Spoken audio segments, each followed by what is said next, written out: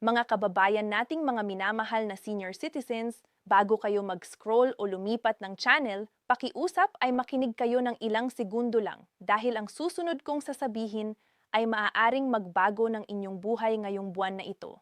Ngayong Abril 2026, may isang napakahalaga at napaka-urgenteng impormasyon na dapat marinig ng bawat senior citizen sa ating bansa. Hindi ito exaggeration, hindi ito clickbait. Ito ay ang purong katotohanan tungkol sa pera na maaaring nasa inyong pangalan, ngayon mismo naghihintay sa inyo at hindi ninyo alam na mayroon pala kayo nito. Ngayon, kung hindi kayo mag-subscribe sa channel na ito, maaaring makaligtaan ninyo ang mga ganitong importanteng update sa hinaharap. Pindutin ang subscribe button at ang notification bell ngayon para palagi kayong may alam bago pa man malaman ng iba. Ito ang channel na nagmamalasakit sa inyong kapakanan. Ngayon, simulan na natin.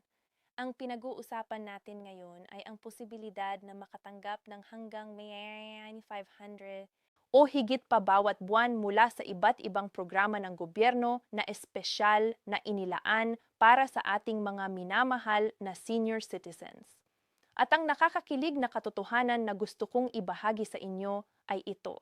Napakaraming senior citizens sa ating bansa ang hindi nakakakuha ng buong halaga ng kanilang mga benepisyo. Hindi dahil wala silang karapatan dito, kundi dahil walang nagsabi sa kanila kung paano ito maklaim ng tama.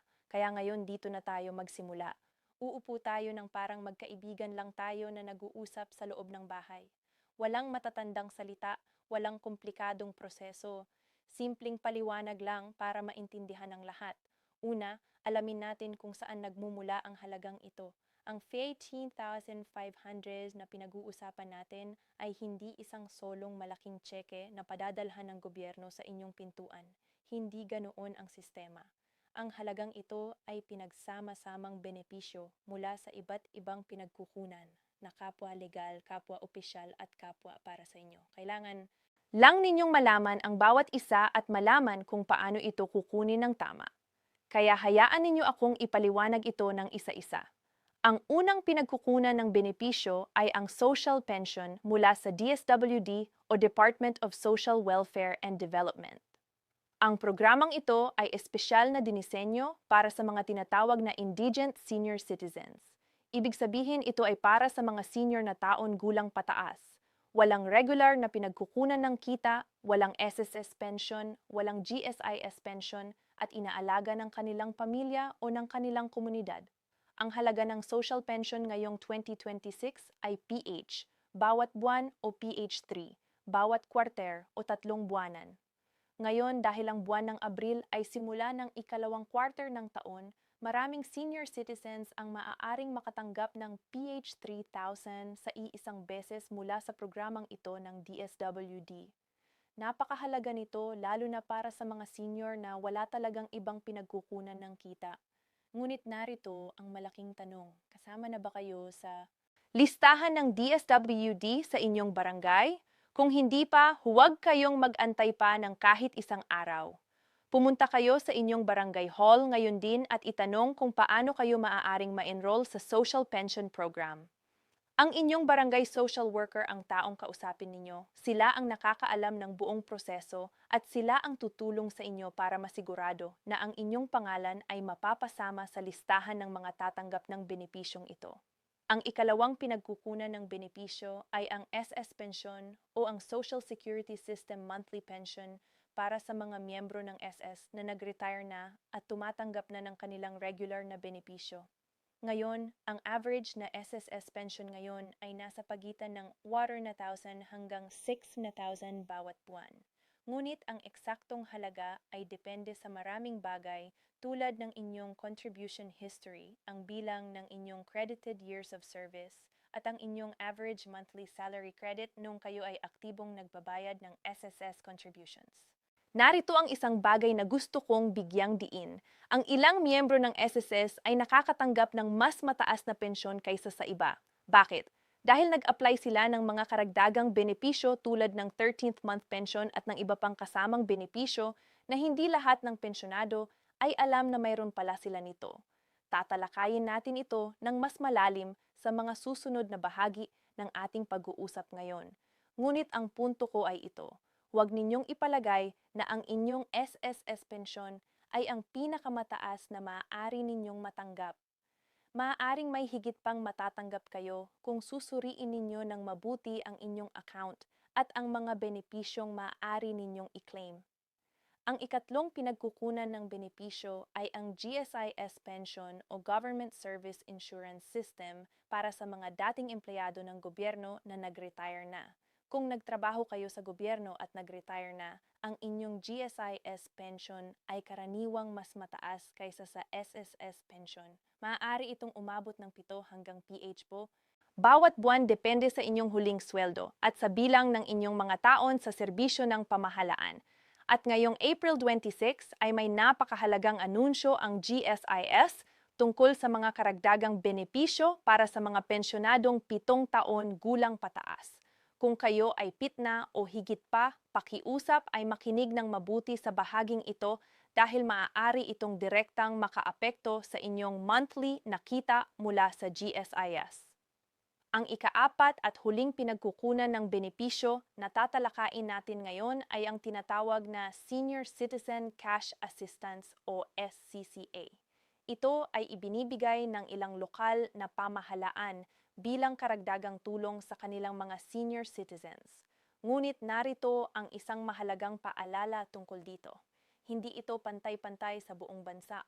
Ang ilang lungsod ay nagbibigay ng PH 500 bawat buwan. Ang iba ay 1,000 o higit pa at may ilang lugar na hindi pa nagpapatupad ng ganitong programa. Kaya mahalagang malaman ninyo kung anong programa ang mayroon sa inyong munisipyo o lungsod. Para malaman ito, pumunta sa inyong City Hall o Municipal Hall at itanong sa opisina ng Social Welfare kung may Senior Citizen Cash Assistance Program sa inyong lugar at kung paano kayo maaaring mag-apply. Ngayon, kapag pinagsama ang lahat ng ito, ang PH Bongo mula sa DSWD Social Pension, ang 6 na LEB na average na SSS pension, ang o higit pa mula sa GSIS para sa mga dating government employees at ang karagdagang piso mula sa lokal na pamahalaan. Madali itong umabot sa PH 85 bawat buwan. Ngunit kailangan ninyong mag-qualify at kailangan ninyong maklaim ang bawat isa ng tama. Walang papasok sa inyong bulsa kung hindi ninyo hahanapin at kukunin ito ng aktibo. Ngayon ay pag-usapan natin ang mga pinakabagong update na naganap ngayong Abril 2026 na direktang nakakaapekto sa inyong mga benepisyo. At bago tayo magpatuloy, gusto ko munang sabihin sa inyo na kung kapaki-pakinabang sa inyo ang impormasyong ito, huwag kayong mag-atubiling i-share ang video. Na ito sa inyong mga kapamilya, kaibigan at mga kapitbahay na senyor. Baka may isang lolo o lola dyan na desperado ng kailangan ng ganitong impormasyon ngayon. At kung hindi pa kayo nag-subscribe, ngayon ang tamang oras. I-subscribe kayo at i-on ang notification para hindi kayo makaligtaan ng kahit isang importanteng update na tulad ng ganito. Narito na ang unang importanteng update para sa Abril 2026. Ang SSS ay nag-anunsyo ng bagong payout schedule para sa buwan ng Abril. Para sa mga SSS pensyonado, ang mga miyembro na ang SSS number ay nagtatapos sa 1 hanggang 5 ay makakatanggap ng kanilang pensyon sa unang linggo ng Abril. Ang mga numero na nagtatapos sa 6 hanggang 0 naman ay sumusunod sa ikalawa at ikatlong linggo ng buwan.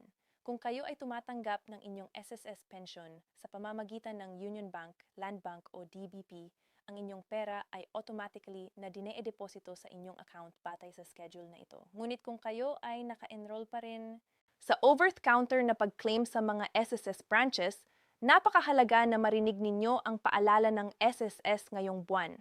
Hinikayat ng SSS ang lahat ng pensyonado na nag-a-avail pa ng over-the-counter na pag-claim na mag-update na ng kanilang payment mode at lumipat na sa digital banking. Ang dahilan ay simple. Ang pag-claim ng personal sa mga SSS branches ay nagdudulot ng mahabang pila, lalo na para sa ating mga senior na nahihirapan sa pagtayo ng matagal.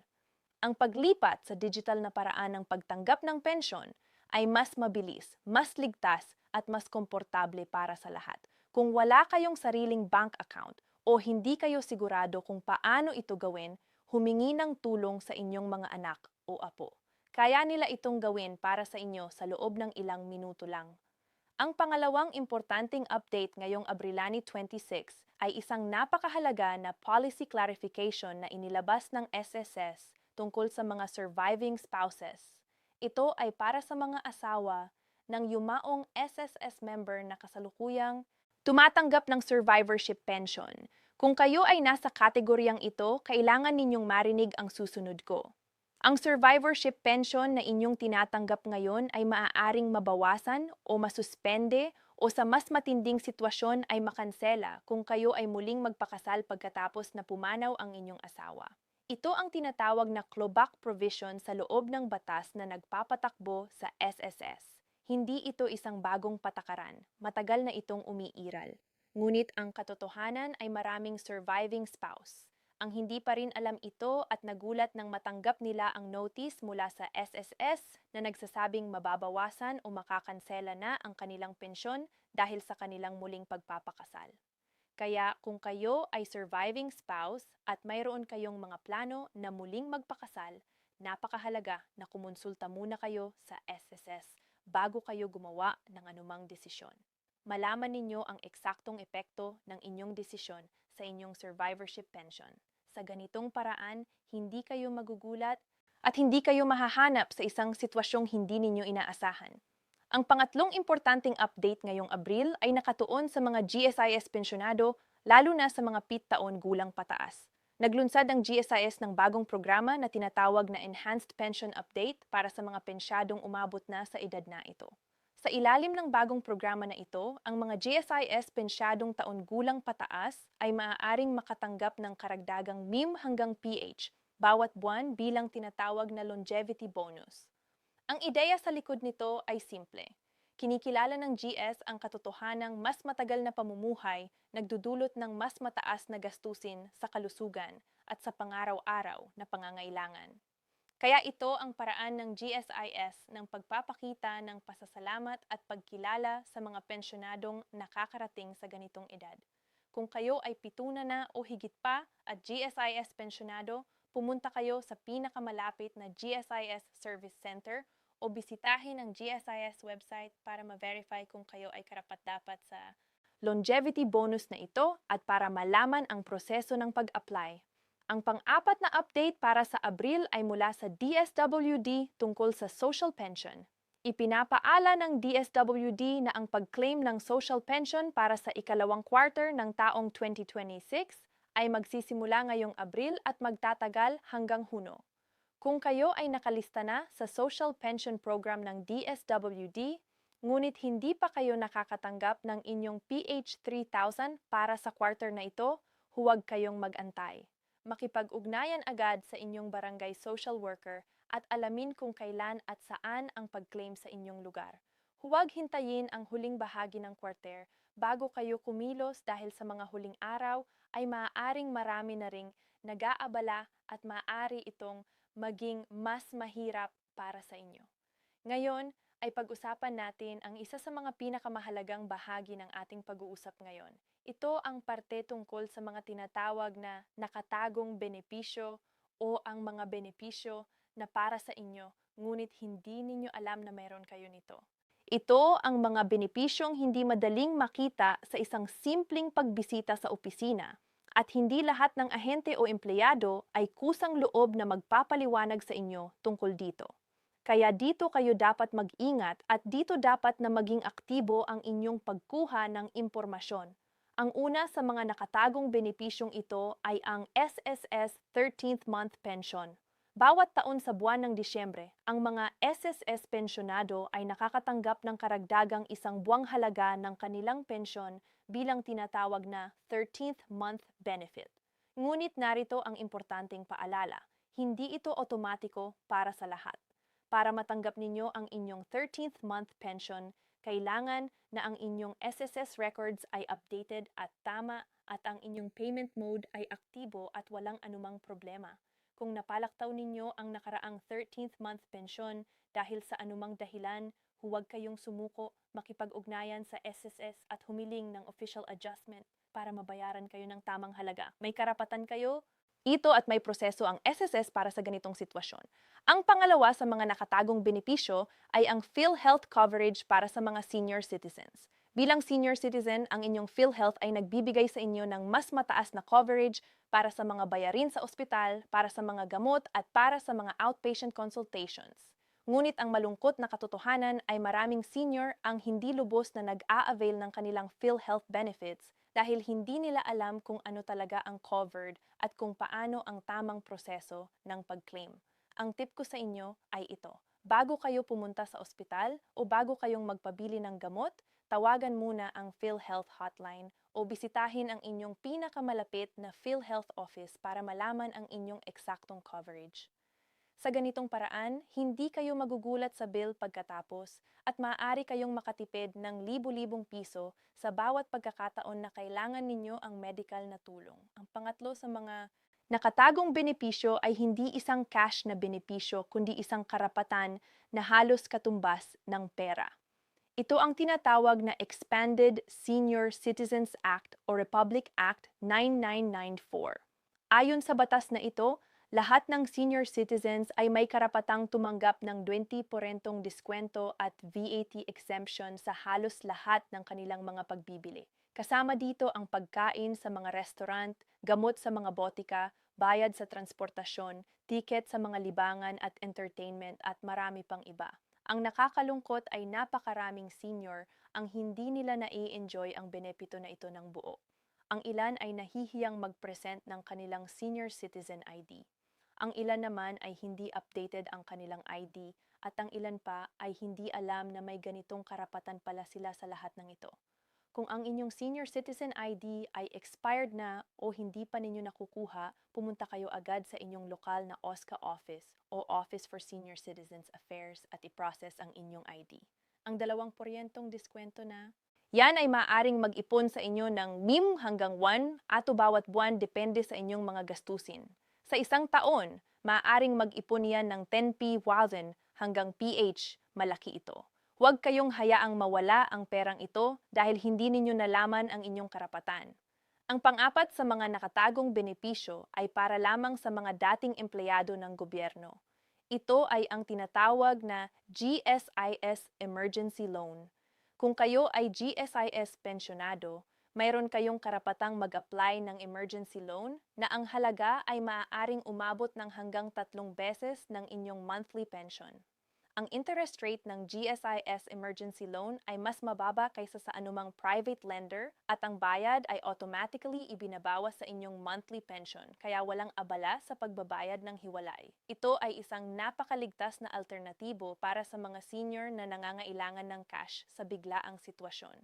Napakaraming senior ang nagiging biktima ng mga loan sharks at ng mga mataas na interest na utang dahil hindi nila alam na mayroon pa ang mas mababang interest na loan ang gobyerno para sa kanila.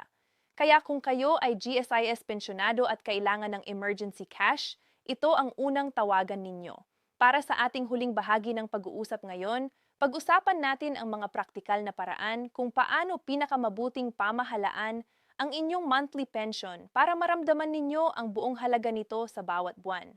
Una, buksan ang isang dedicated na savings account na para lamang sa inyong pensyon. Ang dahilan ay simple. Ngunit napaka-importante kung ang inyong pensyon ay nagsasama sa inyong pangaraw-araw na gastusin sa iisang account, napakadaling maubusan bago matapos ang buwan at hindi na ninyo malalaman kung saan napunta ang pera. Ngunit kung mayroon kayong hiwalay na account na espesyal para sa inyong pensyon, mas madali ninyong makikita kung magkano na ang naipon ninyo, kung saan napupunta ang inyong pera at kung gaano kayo kahanda para sa mga mahal na senior citizens. Alam ko na maraming impormasyon ang aming ibinahagi sa inyo ngayon at maaaring medyo marami para matandaan ang lahat ng isa-isa. Kaya hayaan ninyo akong bigyan kayo ng isang simpleng action plan na maaari ninyong sundin ngayon pagkatapos ninyong panoorin ang video na ito. Kung kayo ay 6 na taon pataas, walang regular na kita at hindi pa nakalista sa social pension ng DSWD, pumunta sa inyong barangay hall ngayon at mag-enroll. Kung kayo ay SSS pensyonado at hindi kayo sigurado kung nakukuha ninyo ang lahat ng benepisyong nararapat sa inyo, tawagan ang SSS hotline o bisitahin ang inyong pinakamalapit na SSS branch at humingi ng complete na statement ng inyong account at ng lahat ng benepisyong available para sa inyo. Kung kayo ay GSIS pensyonado atit na taon gulang, pumunta sa GSIS Service Center at i-verify kung karapat-dapat kayo sa longevity bonus. Kung ang inyong senior citizen ID ay expired na o wala pa, pumunta sa OSC office ngayon. At kung hindi pa kayo nakasubscribe sa channel na ito, pindutin ang subscribe button ngayon dahil ang mga impormasyon tulad ng aming ibinabahagi ngayon ay regular naming inilalabas para sa inyong kapakanan at para sa kapakanan ng lahat ng ating mga senior citizens. Huwag kayong makaligtaan ng kahit isang importanteng update pa. Pindutin ang notification bell para palagi kayong alam bago pa man malaman ng iba. Mga kababayan, ang bawat pisong benepisyo na nararapat sa inyong matanggap ay hindi regalong mula sa gobyerno. Iyon ay bunga ng inyong mga dekada ng pagtatrabaho. Iyon ay bunga ng inyong mga kontribusyon sa lipunan. Iyon ay bunga ng inyong paglilingkod sa inyong pamilya at sa inyong bansa sa loob ng mahabang panahon. Kaya kunin ninyo ito, huwag kayong mahiya, huwag kayong matakot, huwag kayong mahiyang humingi ng tulong. Ito ay inyong karapatan at karapat-dapat kayo sa bawat piso nito. Ibahagi ninyo ang video na ito sa lahat ng senior na kilala ninyo. Baka may isang lolo o lola na desperado na kailangan ng tulong. Ngayon at ang impormasyon sa video na ito ay maaaring maging sagot sa kanilang panalangin. Ilagay ninyo ang inyong mga katanungan sa comment section at sisiguruhin naming sasagutin ang bawat isa sa inyo at huwag kalimutang mag-subscribe at i-on ang notification bell. Kayo ang dahilan kung bakit ginagawa namin ang mga ganitong video at palagi kaming nandito para sa inyo. Mahal namin kayo at ingatan ninyo ang inyong sarili. M.